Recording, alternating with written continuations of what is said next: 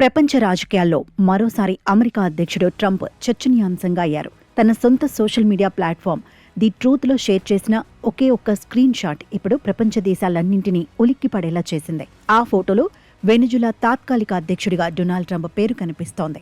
జనవరి 2026లో ఆయన ఈ బాధ్యతలు చేపట్టినట్లు ఆ రికార్డులు చెబుతున్నాయి. అసలు ఒక దేశ అధ్యక్షుడు మరో దేశానికి తాత్కాలిక అధ్యక్షుడిగా ఉండటం ఏంటి?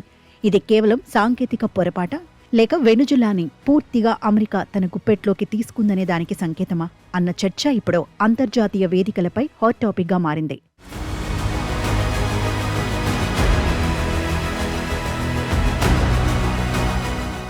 గత కొంతకాలంగా వెనుజులాపై సైనిక చర్య తీసుకుంటామని హెచ్చరిస్తున్న ట్రంప్ అన్నంత పని చేశారు. జనవరి 3వ తేదీన అమెరికాకు చెందిన అత్యంత శక్తివంతమైన డెల్టా ఫోర్స్ సైన్యం వెనుజులాపై మెరుపు దాడి చేసింది. ఈ ఆపరేషన్లో వెనుజులా అధ్యక్షుడు నికోలస్ మదురోను, ఆయన భార్యను అమెరికా సైన్యం కస్టడీలోకి తీసుకుంది.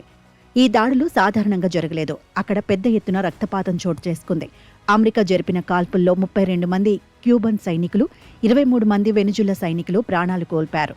మరణించిన వారిలో కల్నల్స్, లెఫ్టినెంట్ కల్నల్స్ వంటి ఉన్నత స్థాయి అధికారులు ఉండటం చూస్తుంటే అమెరికా ఎంతటి భీకరమైన దాడికి దిగిందో అర్థం చేసుకోవచ్చు.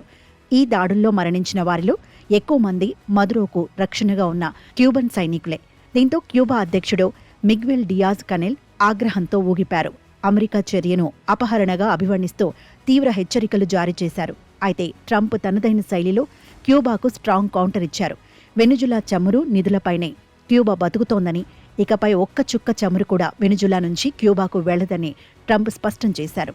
వైరం పక్కన పెట్టి రాజీకి రాకపోతే క్యూబాపై కూడా సైనిక చర్యకు వెనకాడబోమని ఆయన అల్టిమేటం జారీ చేశారు.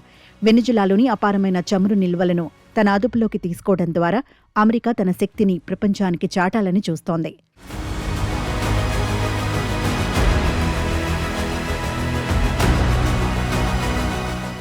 ప్రస్తుతం వెనుజులాలో మదురో ప్రభుత్వం పడిపోవడంతో తాత్కాలిక అధ్యక్షురాలిగా డెల్సీ రోడ్రిగ్జ్ బాధ్యతలు చేపట్టారు.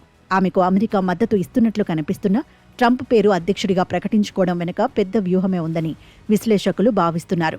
వెనుజులాను అమెరికా తన 51వ రాష్ట్రంగా మార్చుకోవాలని చూస్తోందా, లేక అక్కడ తనకి అనుకూలమైన వ్యక్తిని గద్దెపై కూర్చోబెట్టి మొత్తం చమురు నిల్వలను శాసించాలనుకుంటోందా? ఏది ఏమైనా 2026 ప్రారంభంలోనే ప్రపంచం మరో యుద్ధ వాతావరణంలోకి వెళ్లడం ఆందోళన కలిగిస్తోంది. ఈ పరిణామాలు రష్యా, చైనా వంటి దేశాలను ఎలా ప్రభావితం చేస్తాయో వేచి చూడాలి.